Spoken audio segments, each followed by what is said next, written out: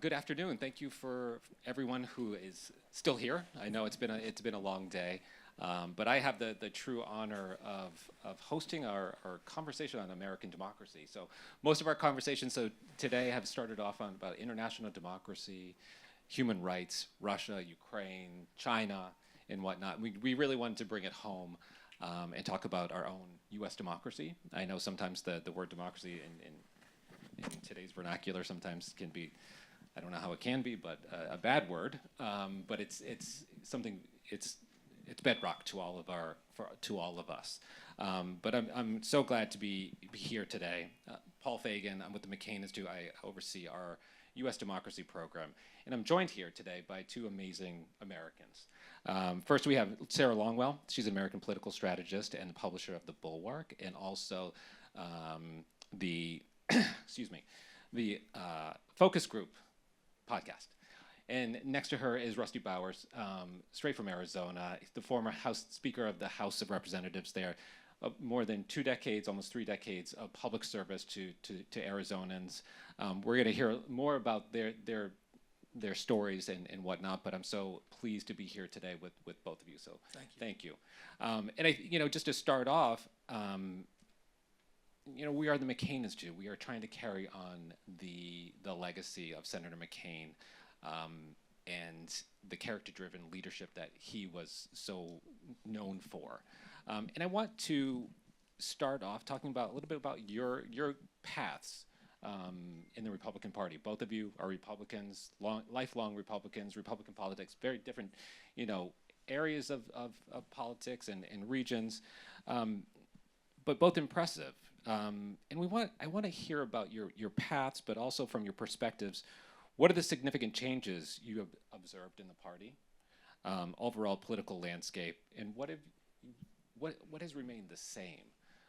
And Sarah, maybe I'll start off with you. Obviously, you do a lot of focus groups. You're very well known for that.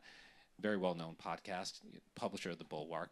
You've done a lot of research in this area. So what's changed? What's remained the same? And just love your insights. Yeah, so I'm 44. And so when I graduated from college in Central Ohio, I grew up in Central Pennsylvania.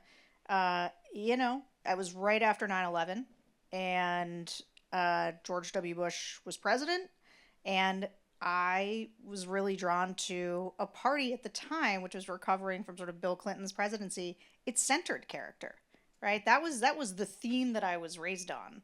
That you needed leaders of character, and it was very much an opposite. The books at the time, like The 5 Virtues by Bill Bennett, and Peggy Noonan wrote When Character Was King, and this was kind of what we were marinating in, this idea of character at the time, and I was drawn to that as a young person, and I was drawn to a party that had a very clear vision of what it wanted to be, right? It was about free markets, limited government, and American leadership in the world, and sort of personal responsibility and character. That's what it stood for. And I found that deeply compelling. And so after I graduated from college, I went to work at the Intercollegiate Studies Institute, which is a conservative think tank. And back then it was really sort of devoted to the sort of Kirk, Burke, set of ideas. Most recently, it was famous because it's the place where J.D. Vance was speaking when he said that parents with children should have extra votes now, and so I think it has been on its own trajectory of change.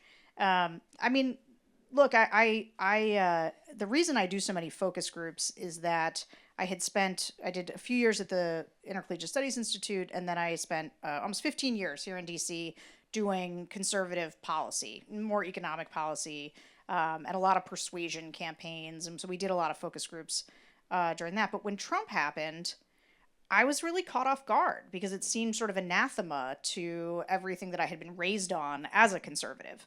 And so I started doing the focus groups in part because at the time I was like, we have to primary this guy. This was an accident. You had a big crowded field, and he was over there in his burn it all down lane and got a plurality of votes. Accident of history. Americans don't really want this, and we have to go.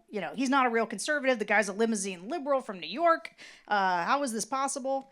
And then I started doing the focus. Oh, so I wanted people to primary him. So I was like running around to Larry Hogan and Adam, a bunch of people saying we have to primary him and save the Republican Party.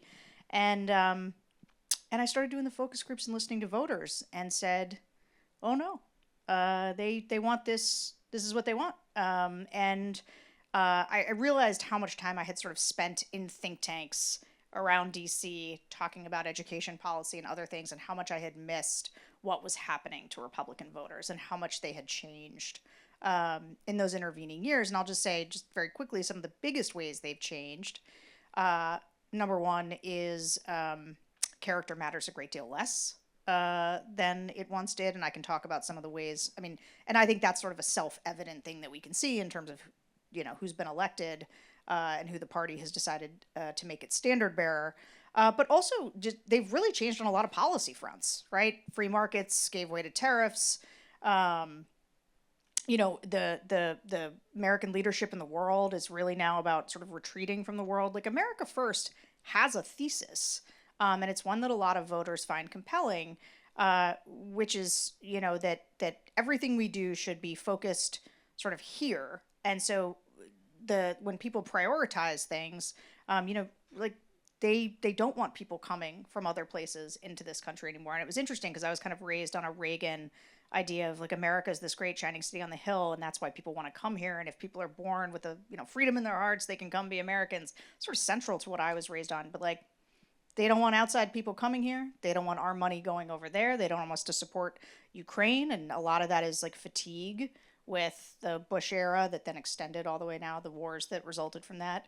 And I got to say, sometimes I listen to conservatives talk about how, like, well, it's the policies and I'm a conservative. And so, and I'm always surprised by that, because to me, from a policy standpoint, the party has changed almost to an unrecognizable place.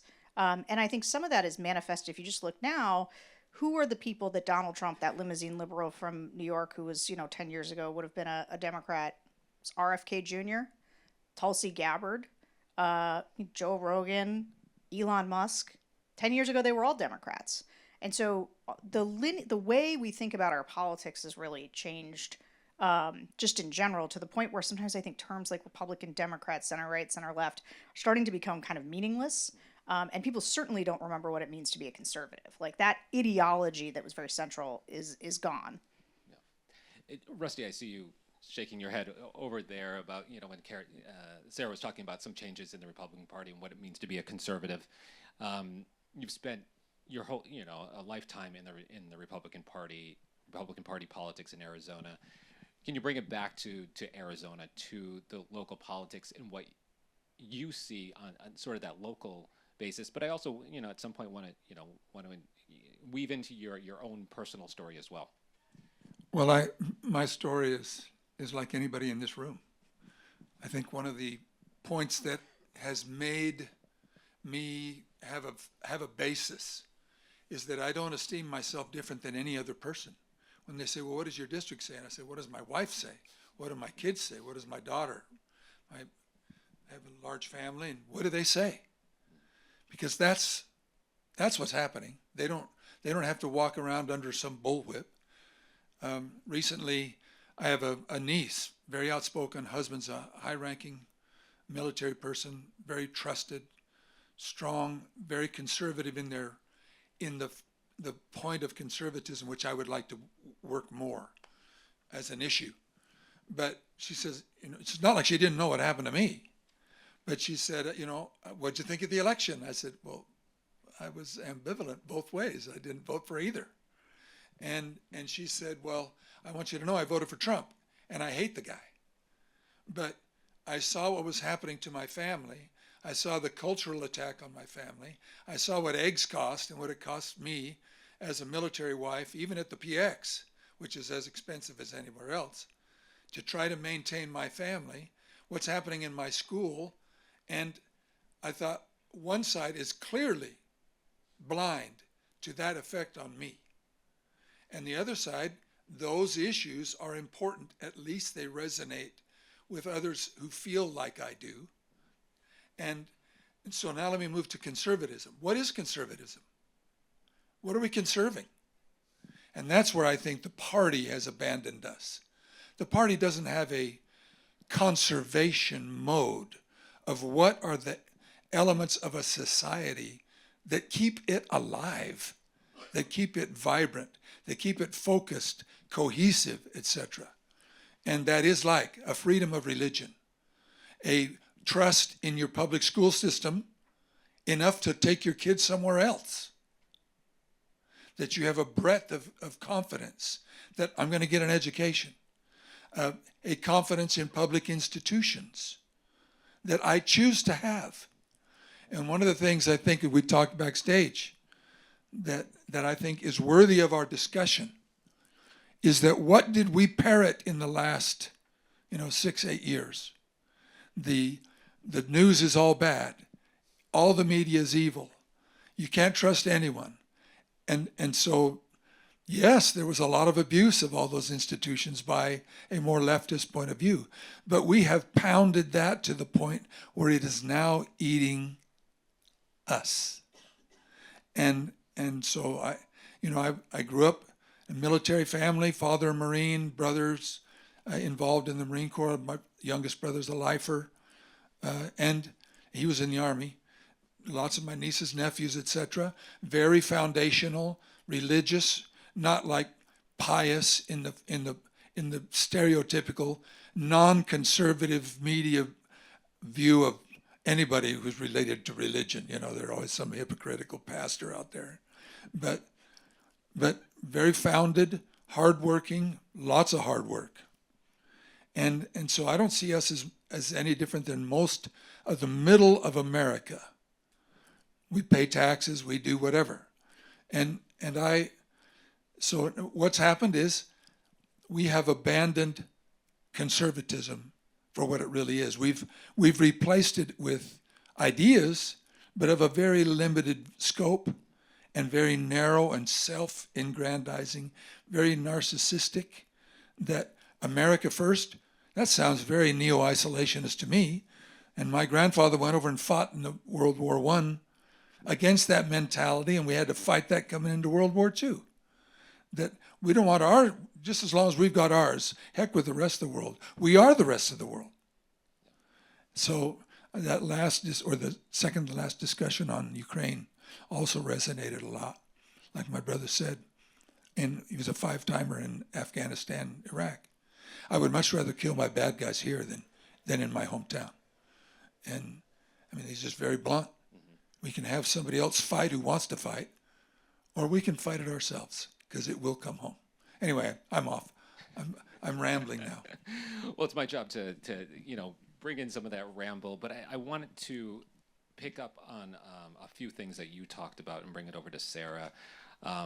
We were talking about backstage, McCain, character. You brought this up in your opening comments about, character doesn't matter. But I want to talk about your research, about your focus groups, what you found, especially over the past year, and where you felt the electorate was going, and how character, how leadership played into this election from your own focus groups and knowledge.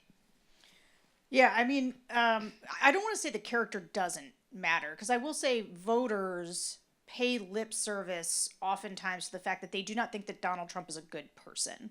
And they don't want their kids to emulate him, and they don't like how he treats women, let's say. That they'll sort of pay lip service to that. But then they will have a justification, like the cost of the price of things, and that matters more to them. And so they sort of feel like character is this luxury, sort of the way they feel like democracy is a luxury item.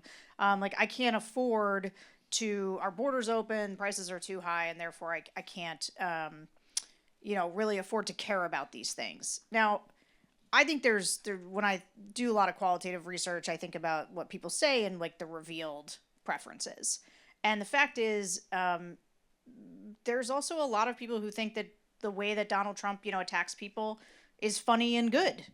He's going after the people that they dislike.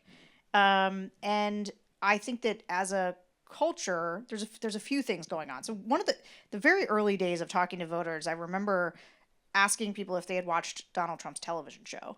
And everybody was like, yeah. And I'd never watched this show. It was like, Donald Trump was this like side character over here that I'd never paid any attention to. But they felt like they knew him.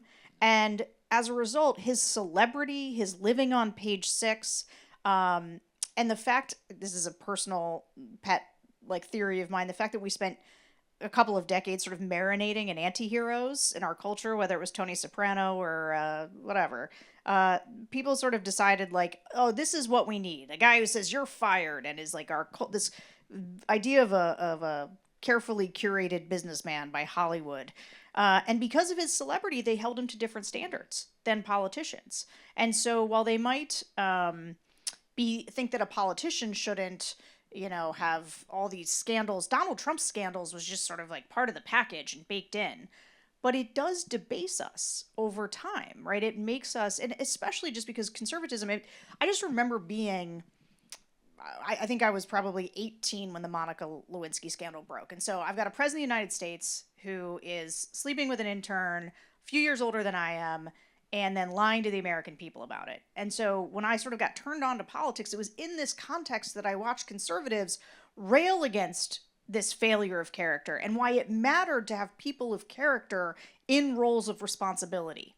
And that makes a lot of sense. Not even like we can sexual fidelity, things like that, but more like the idea that it matters that somebody has, a big picture view on America, that they have family that they care about, that they believe in truth. Like there's some of those things that are requirements for leadership. Just think about not just Donald Trump, but the cabinet that he's putting forward. People have decided it does not matter. Pete Hegseth, how many of them have been accused credibly of sexual assault?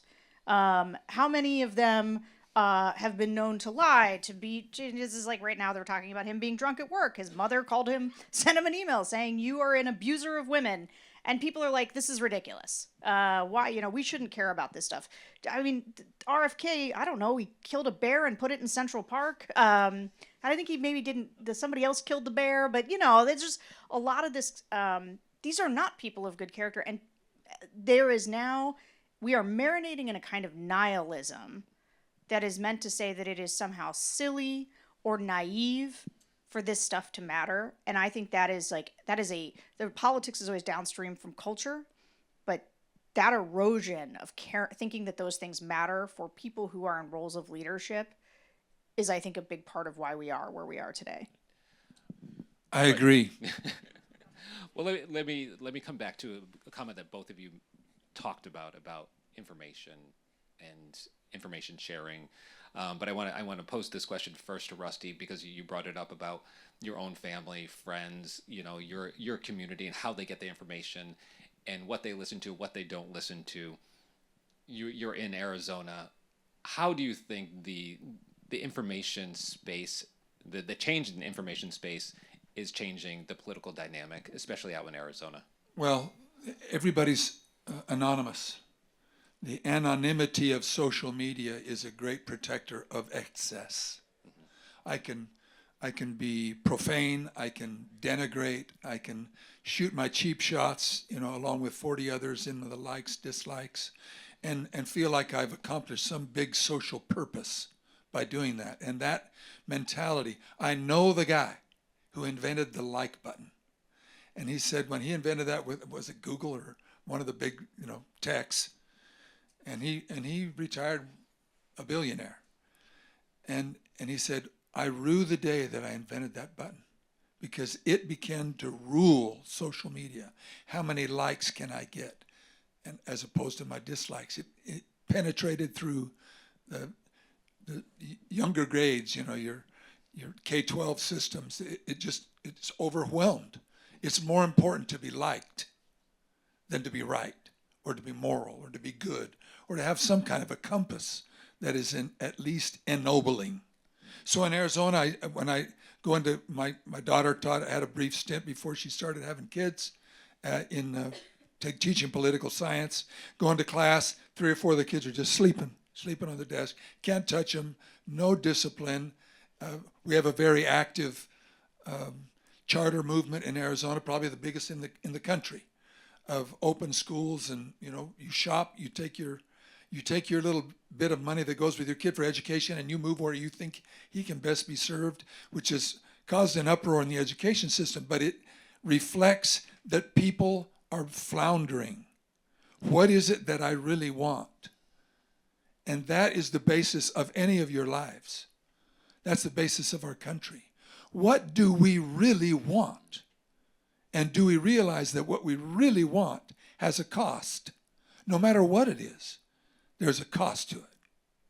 So when the current rage against Ukraine by Republicans who listen to disinformation coming out of Russia or wherever, what is it they really want? Do they really want to be secure? We would love to keep our little piece of the pie going. But to keep everybody's pie going, you can't do it. I can't guarantee that the guy who's burning down the church or overcoming the city sanitation system in Portland, Oregon, or wherever, I can't change them, but I can change me. And when the critical mass of this country moves to you take care of me to versus I have to discipline myself to take care of me and my community and my family. When it moves away from that, then we're gone. Then it's just a fast roller coaster down. Whatever it takes to protect me. I mean, the arguments against our involvement in Ukraine are the same in Arizona. We watch our border. Why? Go to any construction crew in Arizona. Find a white guy. Because they're not there. People who work, who came to do work, hard work, are there, of all kinds of races. But we have alienated ourselves, but we don't have that broad embrace. The Republican Party in Arizona is, frankly, I think, a little racist. And they're a little bit old. I lived in a town where an old-timer lady said there's nothing this town couldn't use more than half a town of funerals. And when you look at the Republican, just go to any Republican meeting in Arizona. They look like me. There's not a lot of young blood. But you go to a Democrat meeting in Arizona, it doesn't look like me. Very young, very vibrant. The demographics change. So that's one change. It's fear of the unknown. It's a fear to go beyond ourselves, to embrace other ethnicities and races, and show all of us the benefits of a conservatism. Hispanic people, Latinos, are very conservative people naturally, very conservative.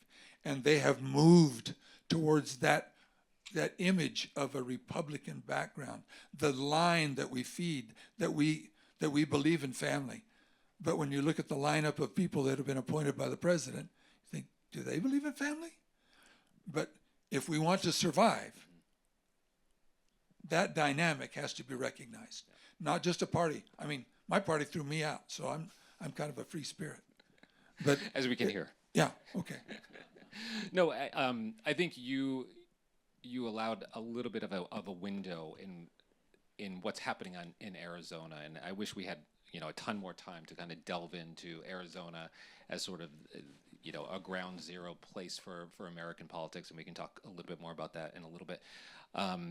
But you open that window to the changing dynamic in Arizona, the maybe grayification of the Republican Party, the younger version of a Democratic Party, and again you alluded to the changing dynamics. And Sarah, this is where I want to bring you in.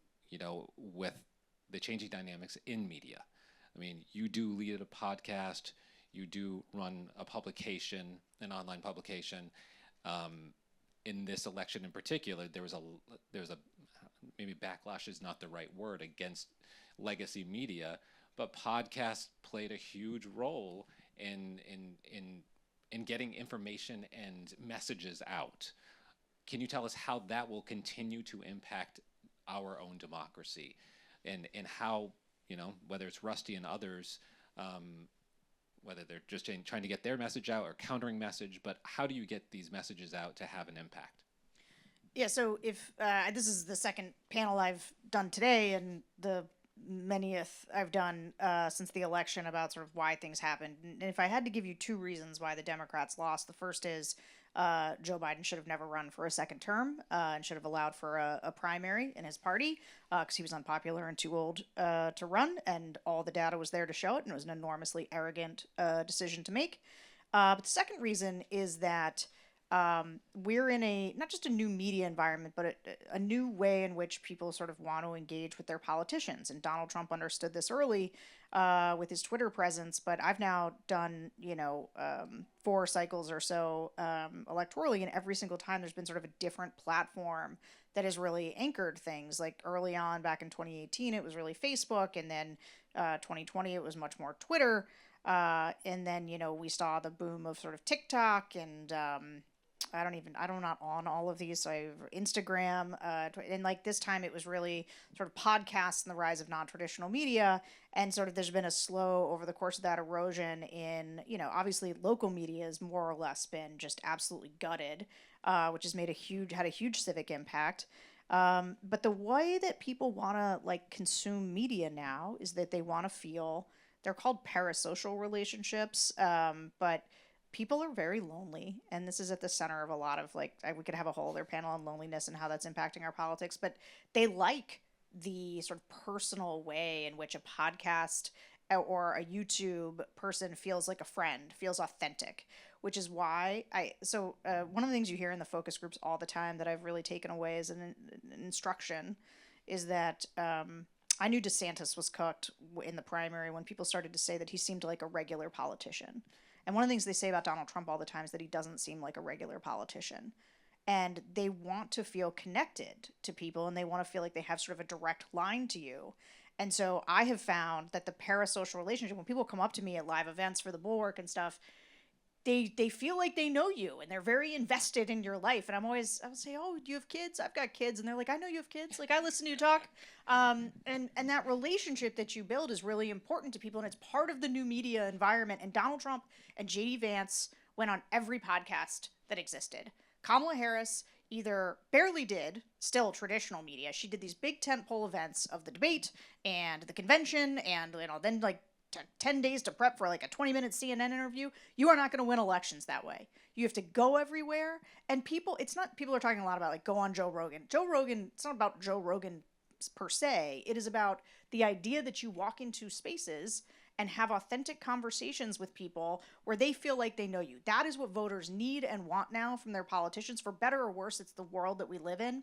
And so when Kamala Harris talked, even when she was much better than I think many of us thought she was based on sort of the reputation that she had, she still sounded like a regular politician. Like, what is an opportunity economy? Like, they wanted to hear her sit with somebody and unpack how she felt about things. Like, voters would say back to me all the time, we get it, she comes from a middle class family, we get it, her mom worked this, like they heard the talking points and that wasn't good enough for them. And so they want to know who a person is. It's that old line about like, who would I have a beer with? People don't actually want to have a beer with Donald Trump because many of them don't like him as a human, but they do believe that he is telling them the truth. And people will say this outright in the groups. They'll say, I'd rather take the hard truth, even if I don't like it, than just like politician pablum. And I think that is a new symbiotic relationship between the way the vote, because it used to be, right, the media was this filter. And so to get to the voters, the politicians were often using the media as a tool, filtered through them, and the media had this enormous role. And that's not it now. It's a direct, for better or worse, democratized platform. And so politicians have to adjust accordingly. We're coming up to the very end of this segment on American democracy. I think the both of you have hit the high marks on a lot of things that we want to talk about. You can only do so much in 30 minutes. But I also want to recognize both of you, and I'll give you the last words. But Rusty, you're a true American hero. I might get choked up. Honestly, if people don't know Rusty's story, he stood up for the Constitution and the people of Arizona.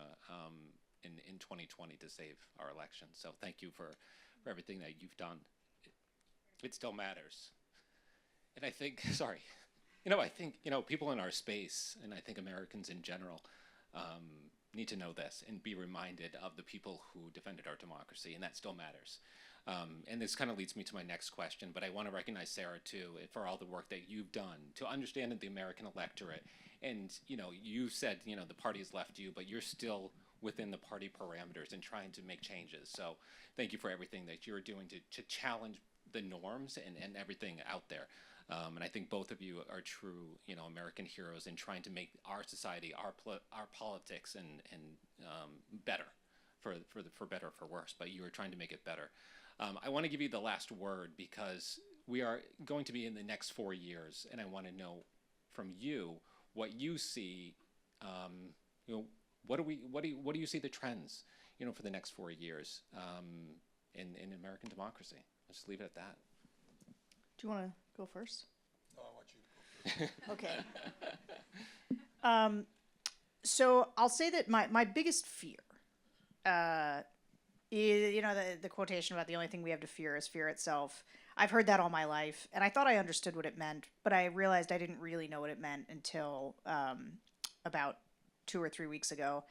And my biggest concern is about the closing and the chilling of civic spaces in a world where people feel afraid to say what they think. I am watching, there's this term like a sort of a pre-surrender happening. The suddenly papers who have gone and done political endorsements, whether or not it was a good idea for them to be doing it, they had done it and they suddenly decided to stop. Because they didn't want to have their editorial pages endorse somebody who wasn't Donald Trump because they feared Donald Trump's retribution.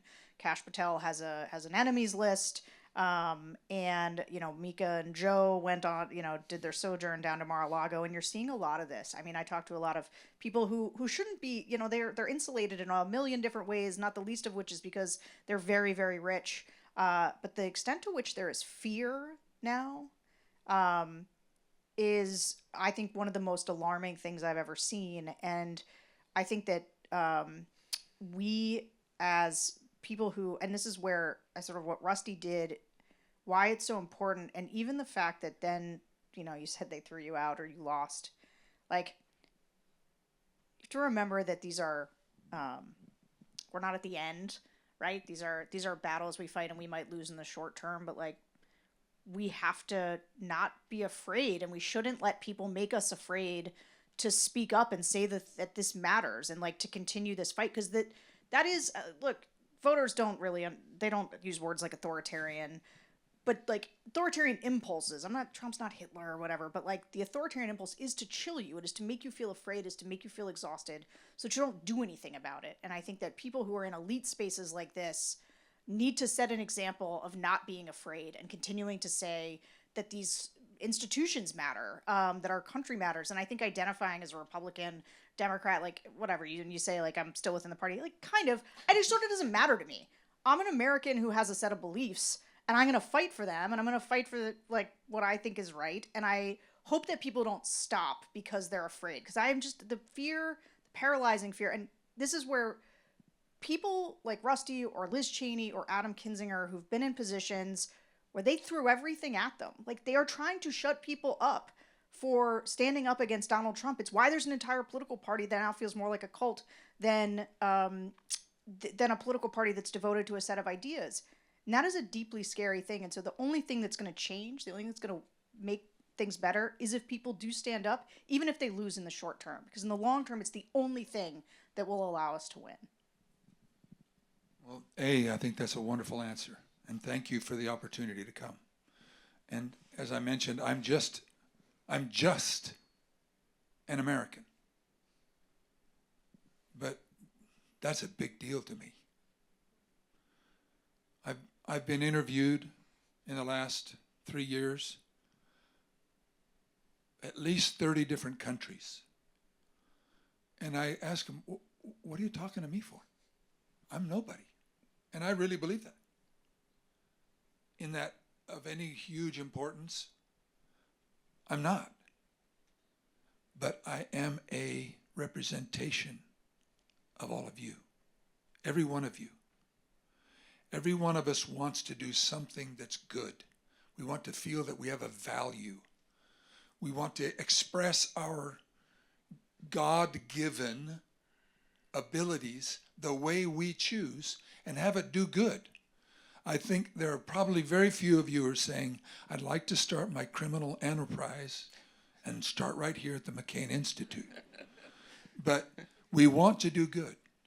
And there is no country on this earth that gives us more opportunity to express ourselves under this governing structure, to do good and to do what we want than this country. But it has a cost. It has a cost. The cost is the consequences of what you must go through to get what you want. If you want to, there are industrious, hardworking people in prison who were very industrious and very hardworking. They were just criminal. But that cost is, what do I do to keep me focused? It means speaking up in a classroom. It means taking the hit. It means standing up for what's right and what's good in your society. Say something. Say something. But as in Elud's book on propaganda, highly propagandized people do one of two things. They either bury themselves into one of the sides, usually two sides, so deeply that they feel secure. They can yell out, but they're not going to be attacked because they meld with the mentality. Or they leave the neighborhood. They flee into the wilderness. And either one of those cannot sustain a free, and I call it a democratic republic, like ours. It can't be sustained unless we say, my cost, yes, I want to do this, but I have a responsibility to myself and my family, to my community, to God, believe it or, and thankfully, if we were in any other country, if I disbelieved publicly, it might cost me my life. But I can take those things, those elements, in this country, in this governing structure, and one person can make a difference. We can win and push good forward. We don't have to be puppets. We don't have to be afraid. People say, are you a little afraid of retribution? My wife does. I'm afraid suddenly we're going to get a tax notice, or whatever it could be. And I just think, I choose to be afraid. I choose it. It may not work so well, but if I choose not to be afraid, and that comes from preparation, prepare ourselves in every good way, then we will not be afraid. And if we're not afraid, we can do good. And I think the McCain Institute is trying to do that thing. We want to do good and help others do good and form that critical mass that says we will not tolerate anything less than doing good as a country, as a community, as ourselves. And thank you for letting me come. Thank you, Rusty. Thank you, Sarah.